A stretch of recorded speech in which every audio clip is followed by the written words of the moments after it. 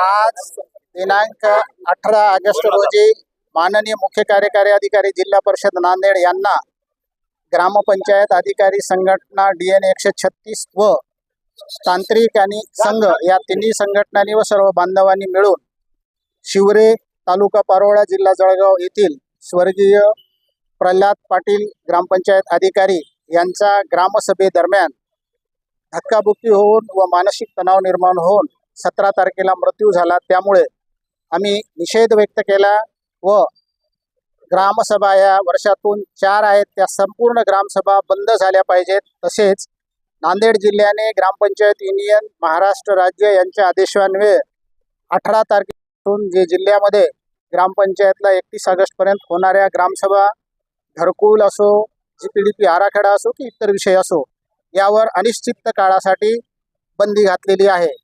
ज्याप्रमाणे ग्रामपंचायत अधिकारी संघटना राज्य हे निर्देश देतील त्याप्रमाणे याच्यापुढे आंदोलने व वेगवेगळ्या प्रकारचे निवेदने देण्यात येतील असं ग्रामपंचायत अधिकारी संघटनेच्या सभेमध्ये ठरलेलं आहे।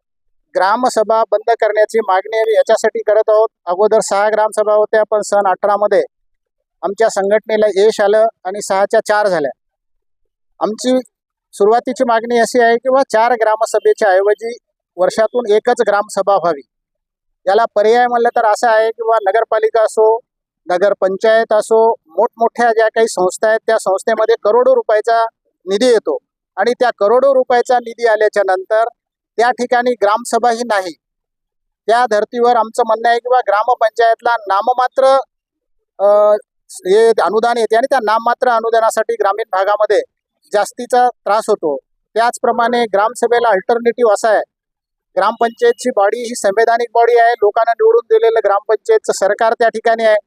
तर ग्रामसभा रद्द करून ग्रामपंचायतच्या बॉडीमध्ये हे सर्व निर्णय व्हावे असा आमचा मनोदय आहे। तसेच निर्णय ॲप, ग्रामसंवाद ॲप हे वेगवेगळे ॲप आहेत आणि त्या ॲपवर ग्रामपंचायतने केलेला व्यवहार हा पारदर्शी आहे। ग्रामपंचायतमध्ये येणारा निधी नोंदवला जातो। ग्रामपंचायतमध्ये दर वर्षाला घरपट्टी, नळपट्टी किती वसुली होते, शासनाचं अनुदान कोणतं येते हे सर्व त्या निर्णयाच्या ॲपवर आम्ही अपलोड करत असतो। त्यामुळे आता आपला देश हा डिजिटल युगामध्ये गेलेला आहे। आपण अमेरिकेची बरोबरी करत आहोत। म्हणून हे जे फिजिकल ग्रामसभा घेणे किंवा रेकॉर्डली ग्रामसभा घेणे, ह्या रेकॉर्डली ग्रामसभाऐवजी जी काही टेक्नॉलॉजी आहे त्या टेक्नॉलॉजीमध्ये माझा तरुण वर्ग हे माहिती घेऊ शकते। त्याच्यामुळे आमची मागणी अशी आहे की यापुढे ग्रामसभा बंद झाल्या पाहिजे।